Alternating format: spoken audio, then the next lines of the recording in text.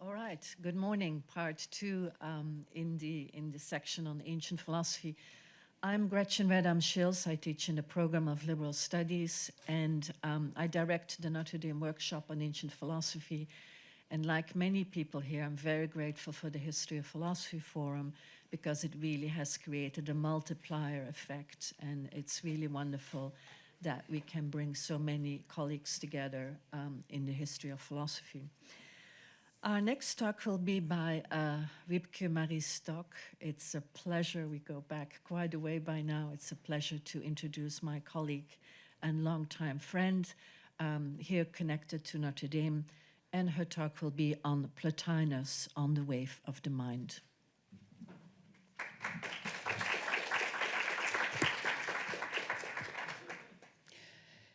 Thank you very much, Gretchen, for the kind introduction, and thank you to Katharina and Stephen for inviting me.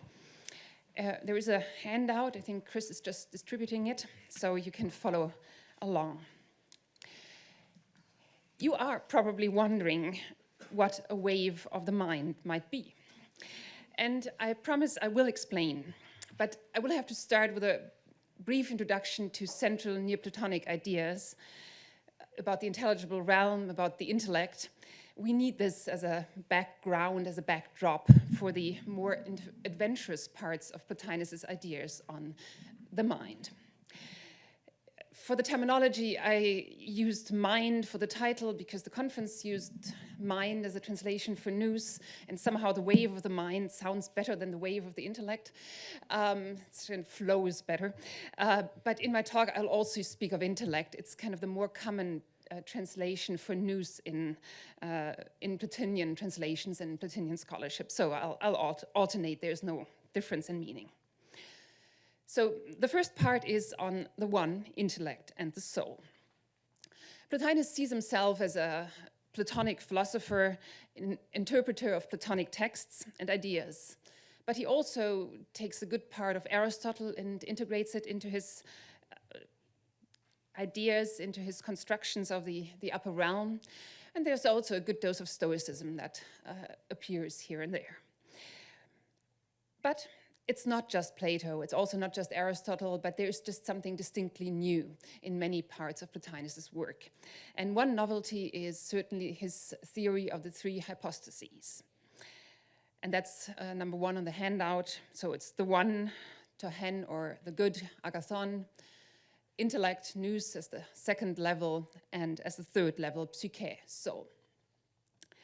The term hypostasis for these levels can be found in the title of one of Plotinus's treatises, but those titles are by Porphyry, not by Plotinus. So Plotinus usually does not speak of hypostasis in this sense. However, it's very common in secondary literature to use this term for these so-called three primary hypostases. So, as we just saw in the last paper, Aristotle assumes that the intellect is the first cause. And according to Metaphysics Lambda, and of course this is repeating sort of a couple of key elements from the last talk, the first cause is a final cause. It is something being loved. Its activity is the most perfect activity, thinking, and it thinks the most perfect object itself, so it is thinking of thinking. Plotinus disagrees. He writes against Aristotle that intellect cannot be the first cause because it involves a duality, a distinction between thinker and an object thought. Plotinus clearly says the first cause cannot have this kind of duality, even if it is thinking itself. The first cause has to be absolutely one. And he calls this first cause the one, or the good. And that, of course, goes back to Plato. And so a little bit of Plato. Plato, of course, is often speaking about the good, the just, and the beautiful as kind of exchangeable examples of forms. So there is the good itself, the beautiful itself, the just itself, and everything that is good or beautiful or just is just good or beautiful by participating in the form of the good or the just or the beautiful. Here, beauty, goodness, justice, they seem just examples of forms. However, Plato singles out the idea of the good in strong terms in the Republic.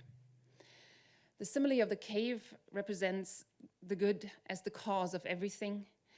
And then he writes that the good is beyond being, eb ekina tes ousias. It's also on the handout. The forms are the realm of being, as opposed to the sensible realm, which is the realm of becoming. And with the appellation epekina tes ousias, Plato raises the good beyond the realm of forms, beyond the realm of being. Neoplatonists like this characterization and combine it with Plato's Parmenides, which they read as a dialogue about the one, the first cause, a first cause which is ineffable and unsayable. And so we have the one or the good as that first level. And both terms are used by Plotinus. It kind of depends on the context, where he rather uses the one or the good. One additional remark about Plato before we get to Plotinus. In the simile of the divided line, Plato distinguishes between two forms of thinking: intellection, noesis, and dianoia, rational thought. And that is, again, important for Plotinus. Our common way of thinking is rational thought, but Plotinus thinks we should aspire to get to the level of intellection, to the level of the intellect. And the hypostasis soul, so soul itself, soul insofar as it is not connected to any body, this soul is continually involved in intellection. And that is not incidental. Every level, every hypostasis only becomes truly what it is by reverting to the level above it. So, a few remarks on Plotinus' ideas on causation. Plotinus has the idea that there is a double activity. Everything that is perfect has its own activity within itself, and then an activity stemming from that and going outwards. But this activity does not reduce the internal activity at all. So the one as the first cause has its internal activity, and everything kind of flows from it without diminishing it. But this forthcoming prohodos, I also put the terms on the handout, is not the only aspect. There is a remaining, monē, and a reversion, epistophe. And this triad of prohodos, monē, and epistrophe is very important for Neoplatonic thinkers, also makes its way nicely into the Middle Ages. Intellect thus becomes only truly intellect by turning back towards the one. And soul only becomes truly soul by reverting to intellect, which is its cause. So soul gets involved into intellection to return to intellect. And what does intellect do? Intellection is certainly its proper activity, but it is not the activity with which it reverts to the one. And it is not the highest possible activity. Aristotle would, of course, disagree. So how does intellect revert to the one? And now we can move to the more adventurous part of Plotinus' thought on intellect. We come to intellect in love. There's nothing static, rigid, or sterile in the realm of intellect. It is the realm of beauty, and it is the realm of life. Armstrong once describes the intelligible world in Plotinus as a world boiling with life. In the treatise on the forms and the good, 6-7, Plotinus writes about the intellect. That's quote number 5. Intellect also, then, has one power for thinking, dynamis eis to noein, by which it looks at the things in itself, and one by which it looks at what transcends it by direct awareness and reception, by which also before it saw only. And by seeing, it acquired intellect and is one. And that first one is the contemplation of intellect in its right mind, hestheia nou emphonos. And the other is intellect in love, nous eron. When it goes out of its mind, drunk with the nectar, then it falls in love, simplified into happiness by having its fill, and it is better for it to be drunk with a drunkenness like this than to be more respectably sober. Better to be drunk and in love than respectably sober. Better an intellect in love than an intellect in his right mind. If we want to find a source for this praise of inebriation, we cannot go to Plato's Republic, where everything is too well ordered, nor to Aristotle's Metaphysics, where the intellect is involved in thinking and not in drinking. So we have to go elsewhere. Plato's Phaedrus and Symposion are important sources, of course. And Plotinus quotes from the Symposion in a quite casual way. He speaks about drunk with nectar, and that is something not quite so glorious in Plato, because it is Poros who is drunk with nectar, and Penia takes advantage of the situation and conceives Eros. So Plotinus uses this drunkenness to sort of, elevates the level of this drunkenness, makes it something positive here and also in the later treatise on Eros 3.5. And it is, of course, the uplifting power of Eros that also changes the view of drunkenness here. The madness of love is the greatest form of madness, says Socrates in his Palinode in the Phaedrus. And he demonstrates in Diotimus' speech that he is Penia's son, so always deficient, but as Poros' son, always in search for what he desires, always in search for beauty. And Plotinus transforms this uplifting power to the whole of the intelligible realm. Eros is the soul's inherent desire to turn to its origin. So that's something he develops in Treatise 3.5. So every soul, he says, has an Eros, and that Eros is its internal kind of return drive to the origin. And intellect in love is intellect insofar as it turns towards the one. So the lofty activity of thinking, which Aristotle considered to be the best, is good, no doubt, but it makes intellect focus on itself and on the forms. It is on its own level and not on what is before it. In order for it to be truly itself, the intellect needs to turn towards the one. And this activity drives it out of its right mind and draws it upwards to this higher level. The object of this intoxicating love is, of course, the one itself. The one draws everything to itself, and it is supremely lovable. Once, in the bold and experimental treatise 6.8, Plotinus audaciously presents the good as love of itself. I also put that on the handout as number 6.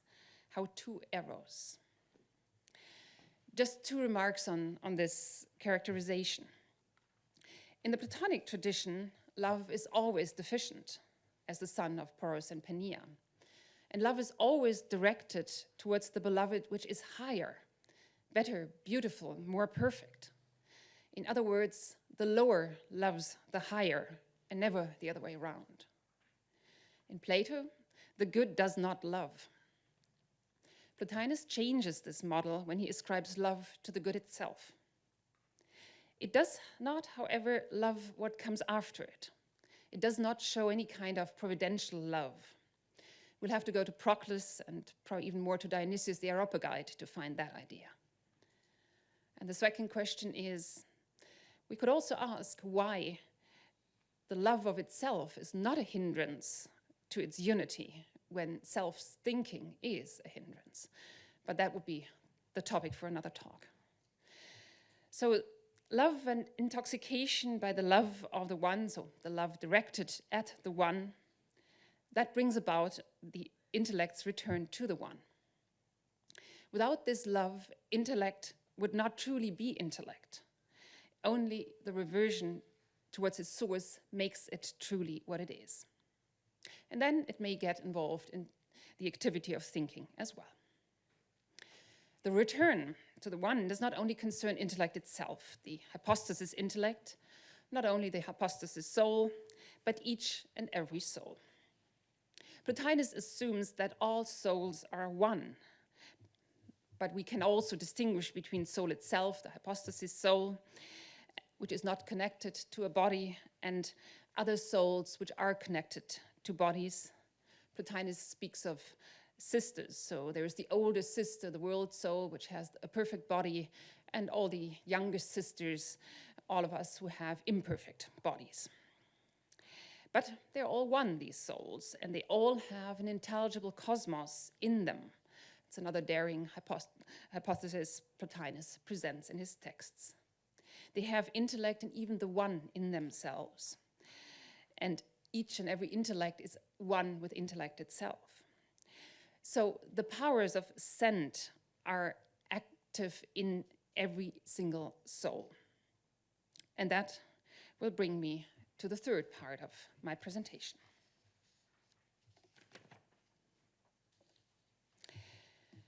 In chapter 36 of Treatise 6-7, the treatise which already addressed the loving intellect, Plotinus writes, "The knowledge or touching of the good, hetu agathognosis, is the greatest thing. And Plato says it is the greatest study, megiston mathema, not calling the looking at it a study, but learning about it beforehand. We are taught about it by comparisons, analogiae, and negations, aphareses, and knowledge of the things which come from it, and certain methods of ascent by degrees. But we are put on the way to it by purifications, catharses, and virtues aretae, and adornings, and by gaining footholds in the intelligible, and setting ourselves firmly there, hydruses, and feasting, hestiases, on its contents." Plato does indeed call the study of the good itself the greatest study in the discussion leading up to the simile of the cave. But from Plato we get only the image of the good and not the good itself. We only get the sun and not sort of what the good itself would be. And Plotinus, of course, is convinced that the good is ineffable. So what could this greatest study be for Plotinus? Plotinus distinguishes between the preparation, which he calls here the greatest study, and the looking at it, which can and should be the result.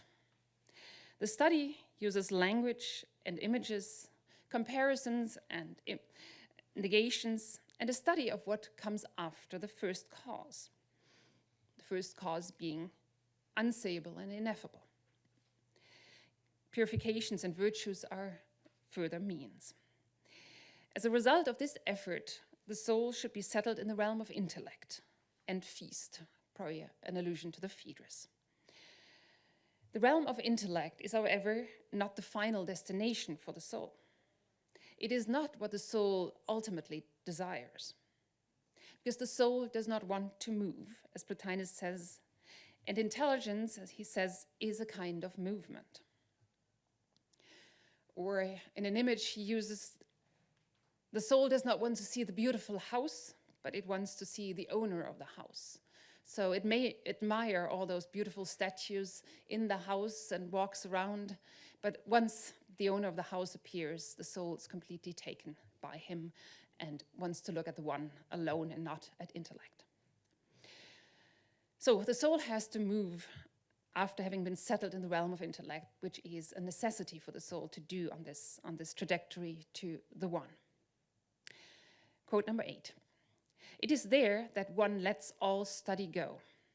Up to a point one has been led along and settled firmly in beauty," so the realm of intellect, "and as far as this one thinks that it which one is, but is carried out of it by the surge of the wave of intellect itself, and lifted, arthes, on a high, by a kind of swell, and sees suddenly, exaipnes, not seeing how, but the vision fills his eyes with light, and does not make him see something else by it, but the light itself is what he sees." So the soul has to leave behind all that studying, all the beauty, all the thinking, and be lifted by this surge of the wave of the intellect. And it is lifted to a vision of light. So we have two dominant images, light and vision on the one hand, and the wave on the other. And the wave is certainly an unusual image. Kuma, wave, is a hapax legomenon in Plotinus. And the usage of this term in Plato also does not explain what he does here. It is the term Plato uses for the waves approaching the builders of the Republic. So that does not explain what Plotinus does. But we have, as Piraudot points out, probably a source in Homer's Odyssey. In Book 5, Odysseus has been finally allowed to leave Calypso's island. He's on a raft, he tries to get home, and then Poseidon destroys his raft, and so he's swimming in the sea, he's in grave danger, he's probably about to die. Athena brings up a north wind to send him to the island of the Phaeacians. And finally, Odysseus comes close to the coast. Quote number 9. But when fair-dressed dawn brought to its birth the third day, then the wind ceased, and there was a windless calm, and he caught sight of the shore close at hand, casting a quick glance forward, as he was raised up by a great wave. Megalou hypokymatos arthes. We can imagine Odysseus tossed around by the waves, and suddenly one wave lifts him up, and from this vantage point he sees the shore. And the combination of these terms, esorao, the participle arthes, and the noun kyma, these really suggest that this is Plotinus's source. But he uses it very creatively. The wave becomes the wave of the intellect. The vision is not the vision of a distant shore, but the vision of light. The vision, the light, also the sudden appearance, ex aifnes, they are more common and traditional. So ex aifnes is used in the symposium for the sudden appearance of beauty. And they signify a mystical context. And so that's also what we're speaking about here in our passage, the mystical union with the divine. Plotinus does not speak of unio mystica, but of henothenai, of being united, but it's clearly this idea of the mystical union here. This union transcends rational thought, cannot be put into words. Words can only encourage and help the soul get there. He speaks about entering the sanctuary, becoming light, of being united, of touching, of love and the sexual union, and becoming God. So here, becoming God is definitely allowed and encouraged. And he speaks about the flight of the alone to the alone, and an ecstasis which is not a stepping out, but a stepping in to the innermost core of what the soul is. While the soul is experiencing such a union, it experiences itself as one with the one, and only afterwards it can be aware again of the duality. According to Plotinus' student Porphyry, this union is a very rare experience. Porphyry laments that Plotinus got to experience this 4 times in the time Porphyry spent with him, and he, Porphyry, only once. And it is thus something that is rare. So what can be done to reach it? It cannot be forced. There are no magical means to further it, no shortcuts anyone can take. The soul needs to work towards the union and put away everything that stands in the way. Aphelepanta is or aphiresis is the noun, so put everything away, aphelepanta, he says strongly. A purification of the soul and everything, including these means of the intellectual journey we described earlier, negative theology, imagery. So all of that is what the soul needs to do to put away everything and sort of come closer to the one. That gets it to the level of intellect. But no matter how hard a soul works towards this union, it cannot just make it happen, but it just has to wait. Once Plotinus writes in Treatise 5.5, that's quote number 10, So one must not chase after it, but wait quietly till it appears, preparing oneself to contemplate it as the eye awaits the rising of the sun. And the sun rising over the horizon, from ocean, the poets say, gives itself to the eyes to see. But from where will he of whom the sun is an image rise? What is the horizon which he will mount above when he appears? He will be above intellect itself, which contemplates him. So there is an intense preparation, and then there is a period of waiting, a waiting sort of to be uplifted that will follow that activity.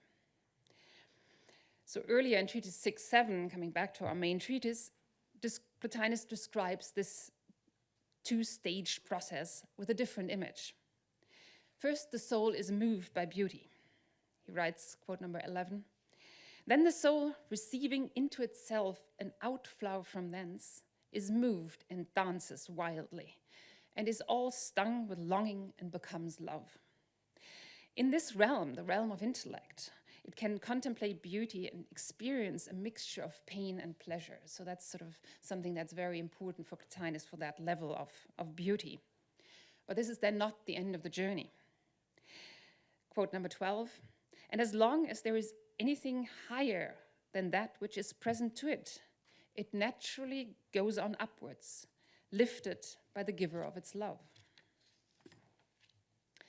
Plotinus seems to suggest here that there is an uplift, that this uplifting is ultimately given by the good itself. But how can the good do such a kind of uplifting? The good is not turned towards what comes after it. It does not need what comes after it. It does not care about what comes after it. And it does not love what comes after it.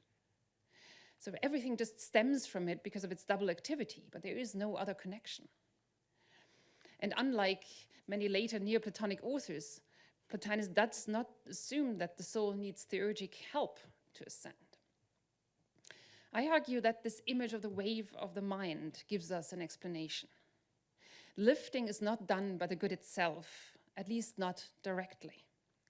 Intellect in love, so intellect insofar as it is turned towards the good, is doing this kind of lifting.